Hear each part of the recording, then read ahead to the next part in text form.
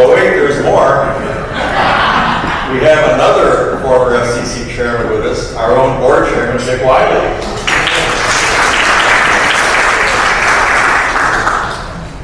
So, I want to welcome all of our guests, of course.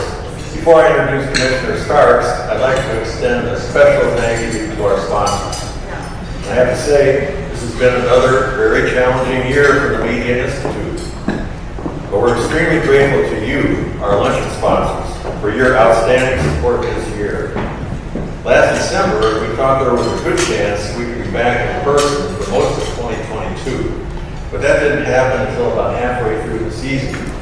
However, you stuck with us, and as a result, we were able to bring you some great speakers in virtual format, like Curtis Leggett of NAB, David Chavin of the News Media Alliance, Michael Powell of NCTA, Federal Trade Commissioner Noah Phillips, and Kathy Grillo of Verizon. We were also able to bring you NTIA Administrator Alan Davidson, Financial Analyst Laura Martin, and of course FCC Commissioner Starks in person. It's been a great year, and we're looking forward to another great year in person starting in February of 2023. Meanwhile, I want to ask you a special favor. Please keep this luncheon series in your 2023 budget. Yeah, we'll send out sponsorship renewals in the near future, but I know many of you are working on your 2023 budgets now. So keep us in there. We're counting on your support, and we look forward to having you back with us next year in person. Right now, it's my great honor and privilege to introduce our speaker. Commissioner Geoffrey Starks was unanimously confirmed as FCC Commissioner in January 2019. I might point out that in October of that year, he was the featured speaker at our Free Speech America Gala. Commissioner Starks has a long career of public and private sector experience. Most recently, he served as Assistant Bureau Chief in the FCC's Enforcement Bureau, where he handled a wide variety of complex investigations. Previously, he served as Senior Advisor to the Deputy Attorney General at the U.S. Department of Justice on a variety of domestic and international law enforcement matters. At DOJ, he received the Attorney General Award for Exceptional Service, the highest award a DOJ employee can receive. Prior to his federal service, Commissioner Starks practiced law at Williams & Connolly. Before that, he clerked on the U.S. Court of Appeals for the 8th Circuit and served as a legislative staffer in the Illinois State Senate, and he worked as a financial analyst. Commissioner Starks is a Midwesterner of native Kansas. I think we have another one. He earned a bachelor's degree with high honors from Harvard College and a law degree from Yale Law School. Now, at the FCC, Commissioner Starks has established a reputation for combating internet inequality and for promoting diversity in employment, entrepreneurship, and media ownership. He fights for policies designed to ensure that modern communications technology empowers every American. And just a brief note, well, we won't have time for a regular Q&A session after his speech, but Commissioner Starks has agreed to stay around for a few minutes to greet you and answer any questions you might have informally. Ladies and gentlemen, it is my distinct privilege to welcome our very distinguished guest, FCC Commissioner Geoffrey Starks.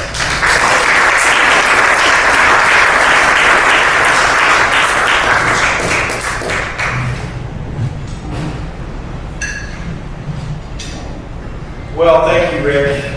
I deeply appreciate it. And this is the season finale, I heard, and just before I came up, my good friend Chairman Pye told me to think like Patrick Mahomes. So I'm going to do my best here with my Kansas City Chiefs zen. So truly, good afternoon, everyone. It is great to be back here in person again, much like I was in 2019 of October at the Free Speech America Gala.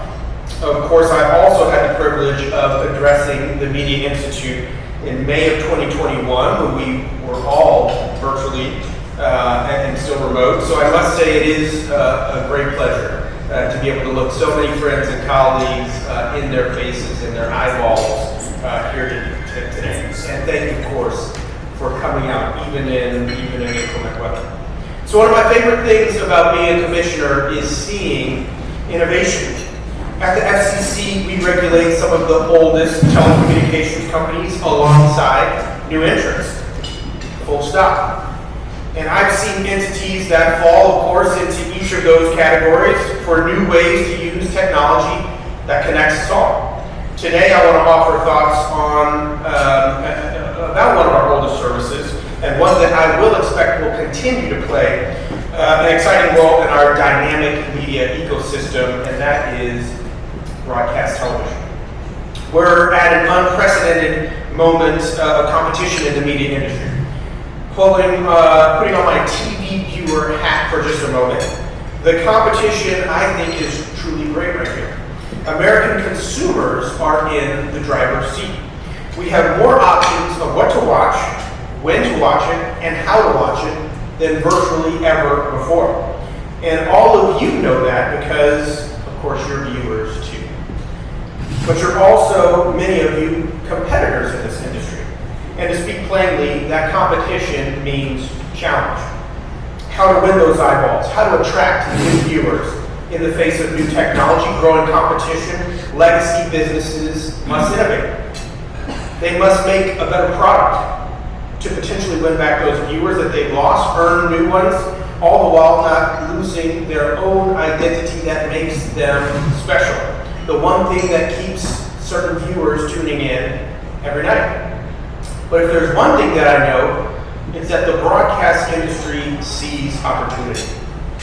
One of the key ways is by transitioning to a new operating standard, ATSC 3.0. This standard, developed by the Advanced Television Systems Committee, is IP-based, meaning that it has all of the benefits that internet protocols offer, but it still comes to your TV set free, over the air with a click of the button.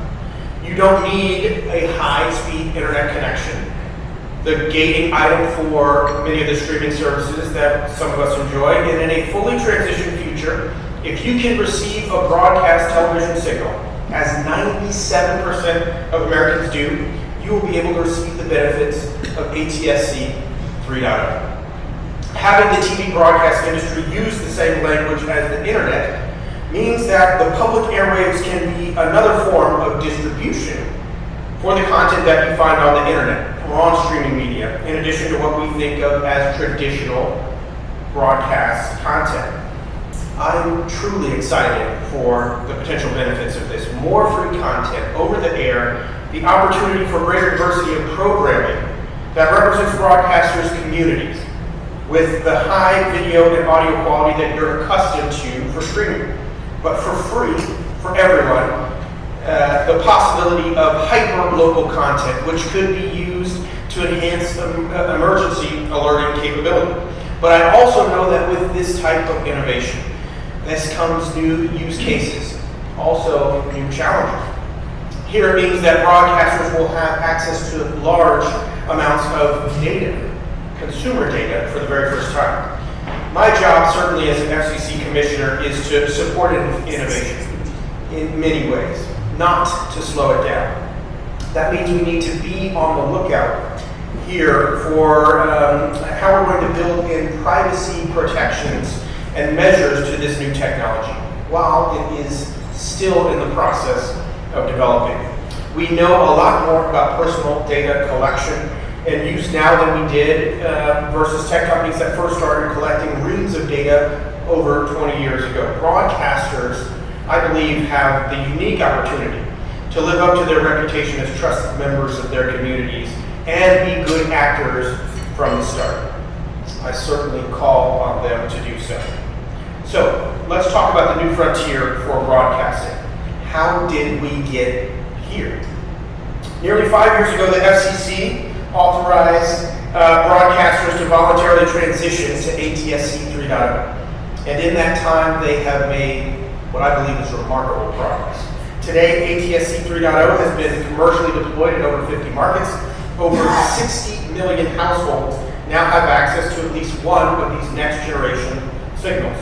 Here in DC, 5 stations have transitioned to 3.0 with Howard University's WHUT serving as the host for those 3.0 streams. This progress is particularly impressive because the transition is entirely market-driven. Broadcasters are accomplishing it with only their existing spectrum. This isn't the industry's first transition, of course. In 2009, broadcasters completed their transition from analog television to today's digital television, also called the ATSC 1.0 standard, but it was a very different process. Congress mandated it, and the FCC gave broadcasters extra spectrum to accomplish it, so that they could air their analog channel and their digital channel at the same time. Spectrum is, of course, scarce, and it has become an increasingly valuable resource. At the FCC, we even repacked the television ban, as my good friend, Commissioner Atwell Baker, who is also a dignitary to be recognized here today, moving stations to free up spectrum for wireless service. An extra allocation of spectrum was never part of this transition here to 3.0, but despite what seems like a limitation, the 3.0 transition is much more advanced than the transition from analog to digital was at this same time. It's an exciting time to be a broadcaster, but it's also an exciting time to be a consumer. The level of competition today in the media landscape means that news, entertainment, sports programming are all competing for our eyes and ears, and Americans have more choices than ever. You can see how cultural critics, of course, refer to this as a time of peak TV, prestige TV, and broadcasters are a particular beneficiary as a competitor for consumers here. Broadcasters' primary responsibility right there in the Communications Act is to deliver that free over-the-air content that meets the needs of their community of license. ATSC 3.0 means more of that. More free, more over-the-air content, and more options for viewers. The new standard also supports significantly increased picture and sound quality, which consumers are otherwise used to having to pay for, either directly through a streaming service or via their internet bill. Here will be at no additional cost. That kind of democratization of content really benefits all Americans. How do we make sure that all Americans get access to these benefits, though? And how soon? It's not simply a case of having broadcasters move their transition along faster. ATS-3 is not going to be backwards compatible. That means that consumers will have to buy new equipment. Will have to buy new equipment in order to get these signals. That was the case with the transition from analog to digital as well. Anyone, of course, remember the old rabbit ears? The first television sets that could receive ATSC 3.0 signals hit the market nearly 2 years ago.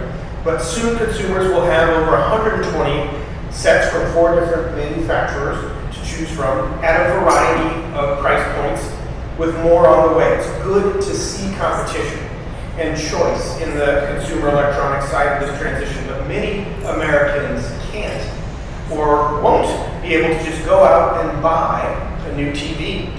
Certainly, ACP and helping struggling Americans that have been very vulnerable throughout the pandemic is something that I know I think about every day in my role as a commissioner. So having Americans have to go out and buy a new TV is something that we certainly recognize is going to be a real burden on a number of households. Consumer electronics industry certainly is going to have a real play here. We need to pursue a two-pronged approach for certain viewers. First, we need to help make sure that all Americans get access to 3.0 programming. This is another area where industry, I believe, can show off its innovation chops. Are there low-cost converters, dongles, that the consumer electronics industry can develop here? Can they be distributed at community events that broadcasters frequently have for their folks to participate in? I was pleased, of course, to see last month A coalition of broadcasters announced a program to support the production of 3.0 compatible accessory receivers. Particularly glad to see a focus on making these accessories affordable.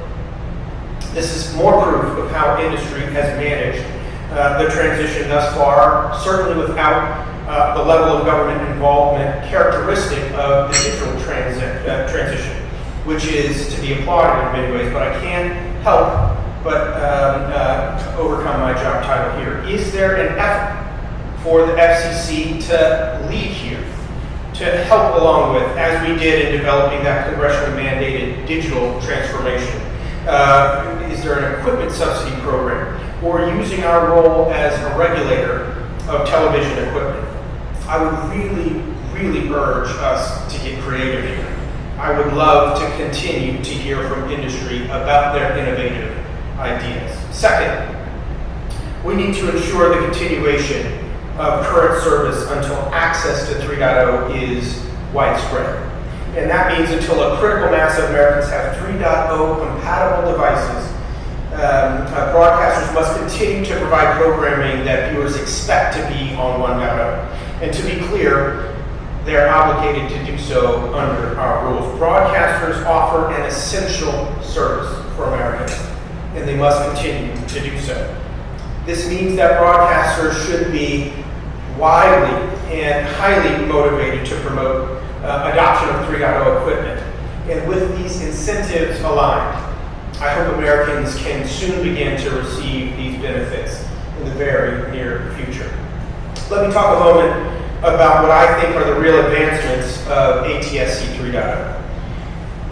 I've mentioned some of the benefits, and so let me say a little bit more about why I think this is such a great development for industry, for consumers, and for the media landscape writ large.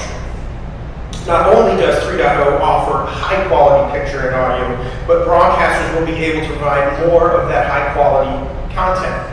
Gone are the days of limited airtime, meaning that content needed to appeal to the broadest number of viewers. Instead, let 1,000 flowers bloom. One of the best things that streaming media has brought us is, of course, more diverse content, reflecting groups who often don't see themselves on television. Representation in media is not an abstract or a hypothetical. It directly impacts what stories are told, who gets to tell them. And that's a big part of how we learn and understand our world around us. This is what drives many of my actions as on important media issues here at the FCC, including equal employment opportunity and ownership that I'm going to riff on here for a moment. These are two critically important issues for me. That is equal employment opportunity and ownership issues. We cannot pretend that who owns broadcast stations, who works for them, does not influence their coverage and their content. Data shows that as of 2019, the vast majority of TV households in America did not have access to even a single station majority owned by women or people of color. And earlier in the fall, the Government Accountability Office, GAO for you Beltway insiders, published a study finding that Hispanic workers are underrepresented across the media industry, from television to radio, publishing, film, and music. We need to pursue a multiple pronged approach to support increased participation and representation in media. Since the beginning of my commissionership, I have advocated for us to resume our statutorily mandated collection of EEO data. It's one thing to assume, it's another thing entirely to see the very real numbers. Per the GAO study, Hispanic individuals make up an estimated 12% of workers in the media industry compared to 18% of workers in the rest of the workforce. Only a 1% increase over the last 10 years, whereas Hispanic representation in non-media industries grew over 3 times during that exact same period. Breaking down the 12% of Hispanic individuals in the media workforce, women were significantly underrepresented compared to men, specifically among television, video, film camera operators, editors, and other media communications and equipment workers, designers, and photographers. The point is, these are the people whose job it is to frame and portray our everyday stories.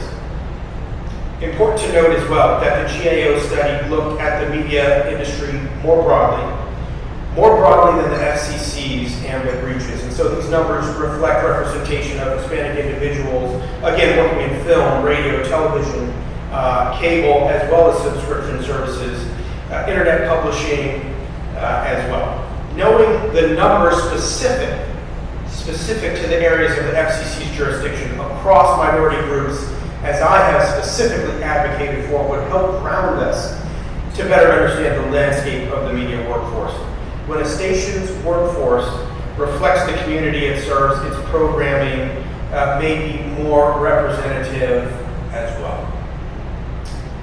Returning back to programming, broadcasters should use their new ability to transmit more content to ensure that they are truly serving all parts of their coverage area. I urge them to think about the members of their communities whose stories aren't being told, who might speak different languages or live in isolated areas. How can this additional free content be used to serve some of those parts of the broader community?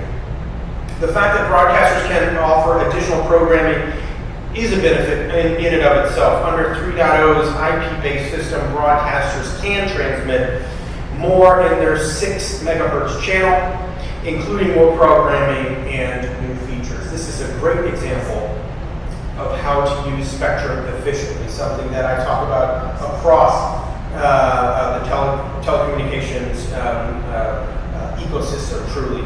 Creating a more robust and intensive system with this same amount of spectrum. Spectrum is that scarce resource, and all FCC licensees should be encouraged to do the most with their license. Broadcasters in this way, I think, are deeply to be commended for using their spectrum so efficiently. The new standard includes the ability to offer hyper-local programming. One area where this will be particularly valuable is in emergency alerting. I know we had a little bit of emergency earlier, but emergency alerting is something that we consistently talk about within the FCC's jurisdiction. Broadcasters are unique among their services in being able to deliver emergency alerts. They have the spectrum, they have the resilient infrastructure, and they have the trust, truly, of their communities. People know to turn on broadcast television in times of emergency. Extreme weather events are on the rise. Timely and targeted emergency alerts can truly save lives, can also help reduce alert fatigue.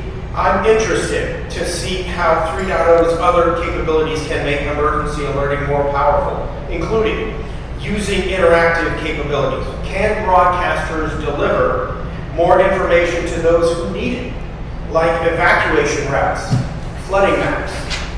What progress is being made to have alerts wake up a device that is otherwise turned off to help get the word out faster to potentially save lives? How can we make sure that the alerting system is secure? The FCC is, of course, currently examining this with the current EAS and WEA systems, but are there 3.0 developments that can help resolve any of these security issues? And finally, is there a role for the FCC in cooperation between the different stakeholders here? Some of these are hypothetical possibilities that may or may not come about under 3.0, but I think we should be thinking hard about how to make it serve the public even better. I'm eager to see what tomorrow brings. And let me close with something that I think I would be remiss if I didn't talk about, and that is ATSC 3.0 and some of the privacy issues that I foresee in what is going to be this new standard. We are truly plowing new ground here. Obviously 3.0 is going to be new, but some of the privacy concerns that I see on my vision board for 3.0 are something that we absolutely should be thinking about and working on right now. Obviously 3.0 is a key advancement. I want to see American consumers benefiting from this in the near term. But like so many of these promising new innovations, we must set the proper guardrails. In this instance, I turn to, like I said, the issue of consumer data privacy. Today, broadcasters collect very little information about their viewers. They obtain limited audience information from third parties, such as Nielsen, and may collect some of that personal information from contestant entrants through apps, through their websites. But you don't have a contractual relationship with Channel 4, the same way that you do with your cable or internet service provider. And you may not know it, although a lot in this room I have no doubt too. But the FCC regulates what your cable provider and your internet service provider can do with the information that they collect with you through that relationship. Additionally, the market for broadcast TV, of course, isn't like other consumer goods and services. I don't really foresee a viewer choosing to change the channel because they think Channel 9 has a better privacy policy than does their Channel 7. Nor should, frankly, that obligation be placed on the viewer's eyeballs at home. Broadcasters and broadcast TV is part of the community, part of the local information ecosystem. And so broadcasters truly are stewards of the public interest, and they must keep those obligations in mind as they move forward. This technology is still very much developing, but for the last several years, we've heard broadcast executives say that the ability to deliver targeted advertising is a promising potential revenue stream for them as they deploy 3.0. Targeted advertising. Broadcasting, to be sure, has always been an advertising-supported service. That's what keeps it free. Not a problem by me. And like I've said, ATSC 3.0 will help make broadcasters more competitive, an issue that we very much hear frequently in the media landscape. And one of the ways is by becoming more competitive with advertisers. So far, so good. Where I start to have genuine concerns is with the uses of that consumer information. Using information about a user's geographic location. Geolocation is something that we hear about frequently. Is going to be, for example, sending them news and whether specific to where they are makes sense, can be a benefit to the user. But I have seen distinct harms in this ecosystem as well, where the sale of geolocation information and other data to third parties, data brokers, location aggregators does not benefit Americans, does not benefit the user. And so we have a unique opportunity to get ahead of this, to make sure that our broadcasters are good actors in the market from the very start, instead of racing to unwind any privacy concerns ex ante, not ex post. To do so, a couple of thoughts as well. We need to fully understand the facts, and so what data is it that broadcasters will be able to collect from their users under 3.0? How do they intend to use it? How can they follow the important principle of data minimization and work to achieve their goals with a minimum of Americans' data collected, stored, and of course, shared? Our rules limit how your phone provider can share your personal data with third parties, and for what purposes. How are broadcasters similarly thinking about these issues? Secondary uses of data that consumers are not aware of and that they can't even contemplate when they sign up for service have generated some of our biggest concerns in recent years and give me distinct pause. What is the broadcast industry's proactive thinking here? And finally, there are distinct groups that have historically had legal protections when it comes to advertising. It's not a free-for-all, y'all. For example, at the FCC, we regulate the amount and content of advertising that can be aired to our kids during children's programming, pursuant, of course, to the Children's Television Act. Federal statutes, in addition, like Title VII, the Fair Housing Act, and the Equal Credit Opportunity Act, prohibit discrimination in advertising of employment, of housing, and credit respectively as well. Tech companies have run afoul of these rules, of these laws, with targeted advertising. Just this summer, of course, the Department of Justice entered into a settlement with a large tech company. You all can look it up. I won't name names. But a large tech company that resolved allegations about using its algorithm determining which users received certain housing advertisements, and there was a determination that that violated the fair housing laws. The point here, this is instructing. We need to pay particularly close attention to these issues, to these communities, and to think how to make sure that the necessary protections are in place here on the front end. So let me close. These are big questions. Some have answers that are knowable, some are not knowable yet. But this is what is great about innovation, where we are now in the development process in the media and advertising ecosystem. These are real issues, y'all. We know to ask these questions. We know to make sure that the answers are developed with the public interest in mind. That's my job. I truly look forward to the ongoing dialogue. And as many of you know, I am an open door commissioner. And so look forward to visiting with folks here for a few minutes here before I got to get going. But for many of you, and I do see so many friends and colleagues and valued and respected folks in our larger telecom ecosystem here, do continue to tell me what's on your mind, tell me what's on your businesses, on your members, on their minds. And so please come see me. Let me know what's going on. 2023 is going to be a big year for those of us in the telecom space, and so look forward to working with you. Thanks, everyone. Be safe. Be well.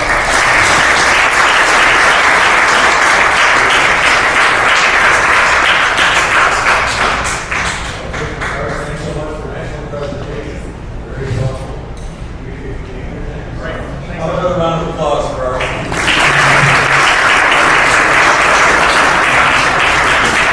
thank you for being here today. I hope to see you back here next year. Thank you very much.